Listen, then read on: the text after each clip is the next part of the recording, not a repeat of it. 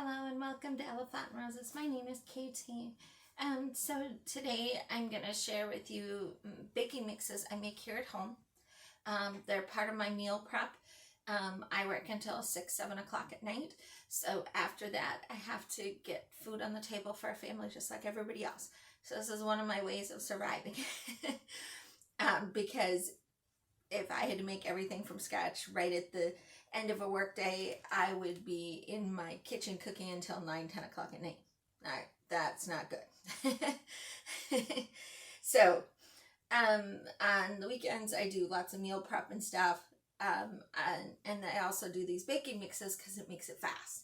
So my goal always is when I log off from work to have food on the table within 30 to 45 minutes. So meal prep is key. So if you want to learn more about how I prep for meals to be able to get them out the door that fast, let me know. I'd love to share all that knowledge with you. But today we're going to go through making my two staple ones, which is cornbread. It goes with a lot of different meals, is a great bread, can work for snacks the next day. And the other one is my brownie mix, which is a great staple to have in the hand for the day when somebody wants a sweet. It's fast, it's quick, it's easy. And then the last thing I'm going to share with you is how I make my pumpkin pie spice mix and what I use it for. So hopefully you enjoy this video. Please leave me a like and a comment below and let me know if there's anything in particular you'd like to know how else I make, because these are just a couple of the things I make in advance. So I'm different than most people. Most people use a jar. I use a zippy bag. I live in a very tiny apartment. As a lot of people have said before, make do with what you have. That's what we do. I have a basket that all of these go into so I can quickly grab, go. When my kids were little, zippy bags were a saving grace because they could help me with meals. Because they were at a point where they were like, oh, I want to help mom. And so once the baking mix is in here, if you take a bowl and you have them crack the eggs in it, obviously I have to make sure with little kids that they don't leave you some lovely eggshells in there. And then you just open the zippy bag, have them pour it in. You add the melted butter, and then you just zip it shut and they can squish it around on the table and make it. And then you just snip that bottom corner and let them squeeze it all into the pan. Works like a charm. And butter wrappers, you can put them in charge of buttering the pan, because butter wrappers are phenomenal because it makes the perfect amount. You don't have to worry about them putting like 2 inches of butter in the bottom of your pan, which I had one of my child do to me one time. So learned the hard way on that one. Today I'm wearing one of my aprons. I make aprons and sell them on Etsy, and the link to that is down below. So if you'd like an apron, this is a crossback apron, so I'll pop in pictures of what the back of it looks like. It's got 2 big pockets, perfect size. So, and it wraps all the way around. So I'm already dressed for work. I just have to throw on a cardigan after I take off my apron and I'm ready to go. So aprons are a lifesaver in my family. So, so the cornbread recipe, I've already pre-measured everything. So this is 2 1/3 cups of all-purpose flour. And the next item is 1 cup of cornmeal. And then I know to some people this is going to look like a lot of baking powder, but my family likes it more cakey. So this is 4 1/2 teaspoons of baking powder.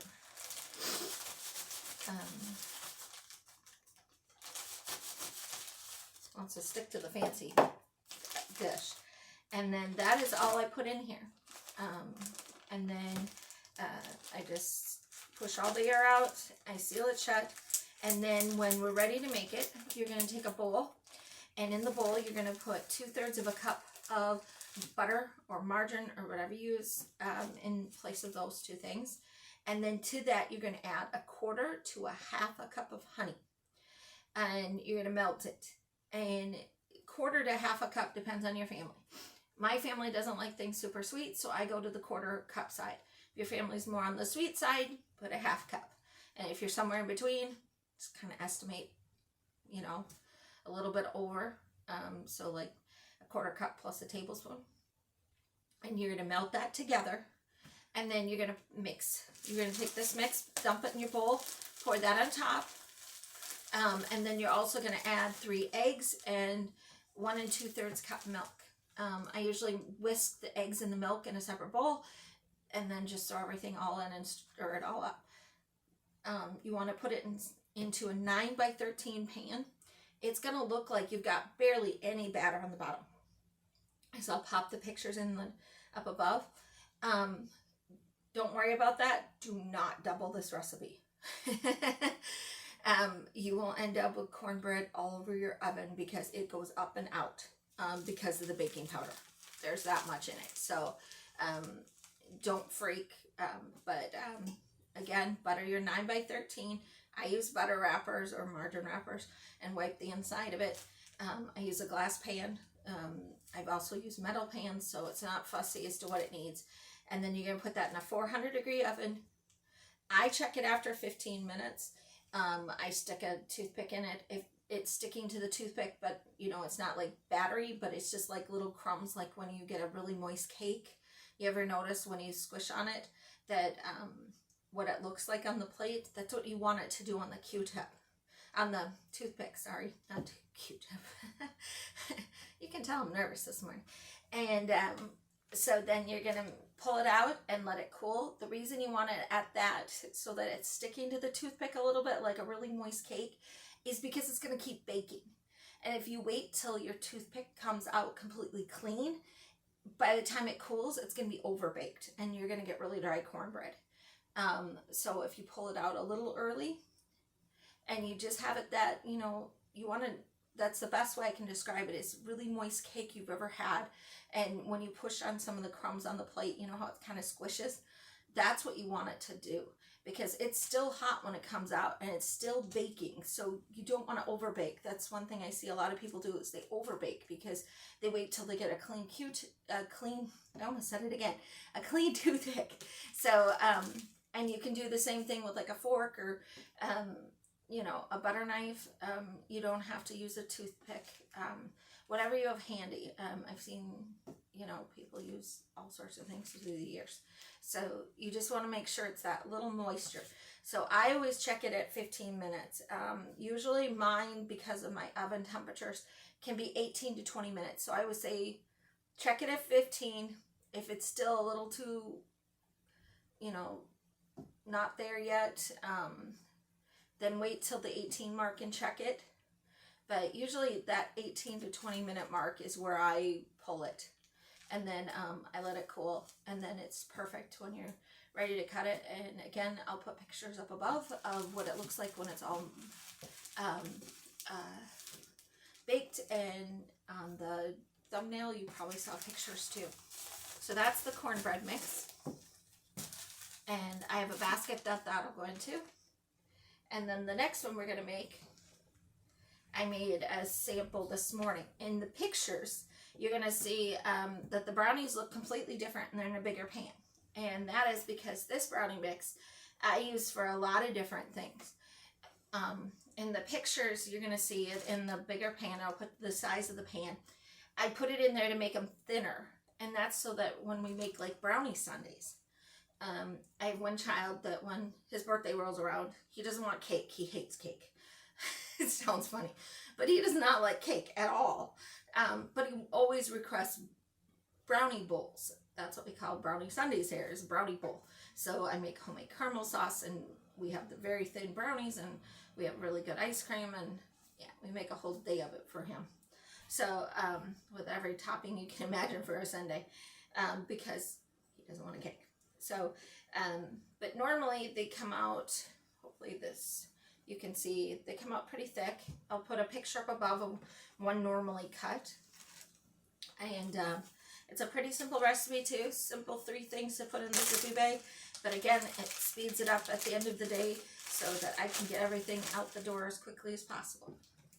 So in this recipe is 1/3 cup of unsweetened cocoa.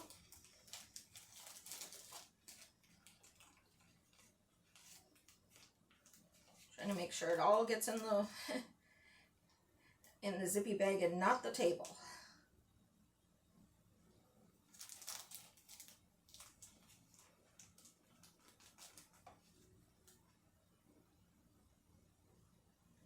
Cocoa powder is fun to try and get it in.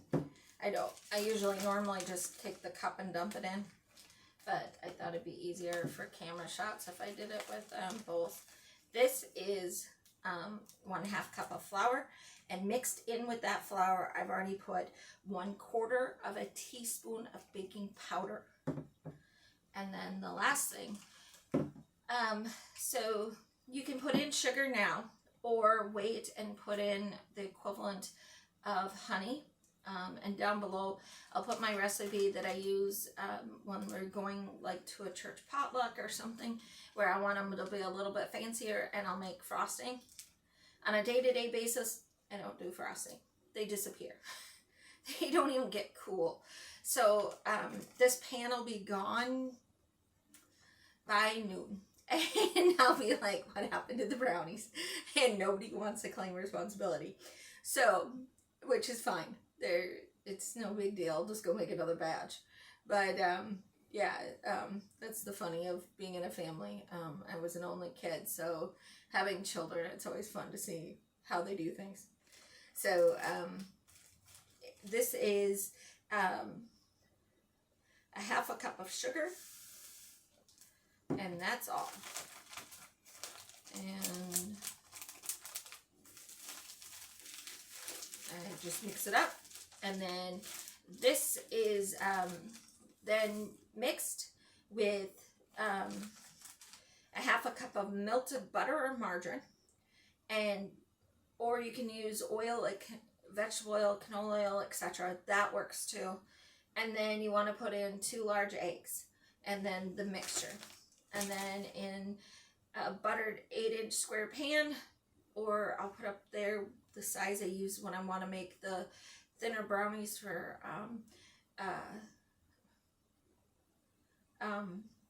brownie bowls. You bake it for 350 degrees. I check it at 18 minutes. Again, same thing, stick the toothpick in. You want it like that moist cake where if you smush it, because it's still hot, so it's going to keep on baking. So remember that, especially if you're a new baker. Usually I find the 20 to 25 minute mark, just depending on which oven I'm using. So, and that's at 350 degrees. And I always write the directions right on the zippy bag. Everything's there. I did the same thing with the cornbread. It's right on top. And again, fast, simple, especially the last minute when you realize there's a church potluck and you forgot. I've done that many times. I'm sure I'm not the only person who's done that. So in the morning, this is great. You can get it, you know, if you double the batch, you can put it in a 9x13, and I'll put my frosting recipe down below. I mix it, put it in a piping bag, just make it a really nice design on the top of the brownies, and out the door we go. Brownies are always a hit at potlucks, so if you get in that situation, it's to the rescue. So hopefully you enjoy those too. Please let me know down below what kind of baking mixes you'd like to see next. I have lots of recipes, both mine and the ladies before me. And I came from a generational baking and cooking family, so I have recipe cards in half Danish, half English, all Danish.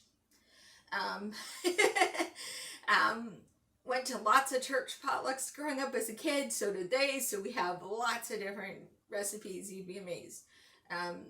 We have the famous Iowa salads, which I'm sure anybody watching from Iowa knows. One of the key things is it's Jell-O and pop.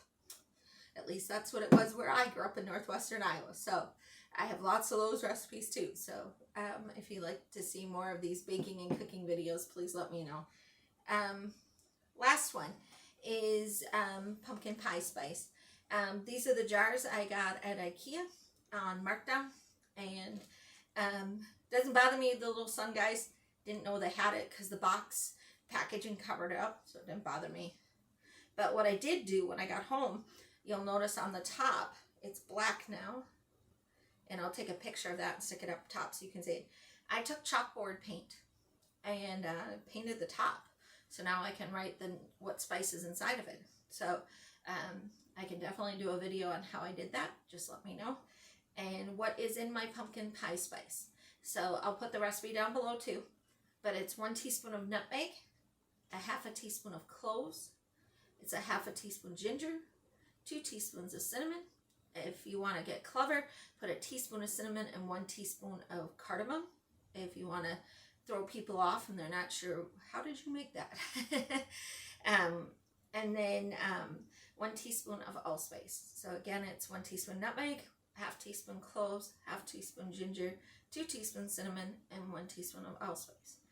And I know most people use pumpkin pie spice around Thanksgiving, Christmas here in the United States. I use it year-round. It's great to put on top of hot cocoa. After you put a little whipped topping on top of it, just sprinkle a little cinnamon sugar, a little pumpkin pie spice. I know some people put cinnamon sugar. Our family, we do pumpkin pie spice. Same with if you have apple cider warmed up, you can sprinkle this on top. A great thing to do if you have a picky child that doesn't like to eat breakfast. We don't do cold cereal in my home. It is not cost effective. Living here in the Northeast, milk is very, very expensive. Like over $4 for a gallon of milk. Which I can teach, if you want me to, I can show you what I do when I buy milk, because milk is one of those things that's considered, we don't let any of it waste. So, what I do instead is we do porridge, which Scandinavians, at least in my Danish American family, is rice or oat based. If it's oat based, I will put a dollop pumpkin in it, and I will mix that in with the oatmeal, which is what most Americans call it, and I put a dollop of homemade whipped topping on the top, and I sprinkle a little pumpkin pie spice, and I call it pie for breakfast. It tastes very much like a pumpkin pie, and I can get even the fussiest child to eat that. You call it pie, they eat it. So hopefully that helps another mom. I had one child that was a very picky eater, so I had to get very clever in how I named food. If it wasn't something he liked, he wouldn't eat. He would just, no, I'm not eating it. I don't know how he did it, but he did. So it made life interesting when he was little. But I definitely will put the recipe for this down below, and I hope you enjoyed this video. Please leave me a like and comment below, and let me know what you'd like to see next for content. It's wonderful to see all of you, and I hope you have a wonderful day. Bye.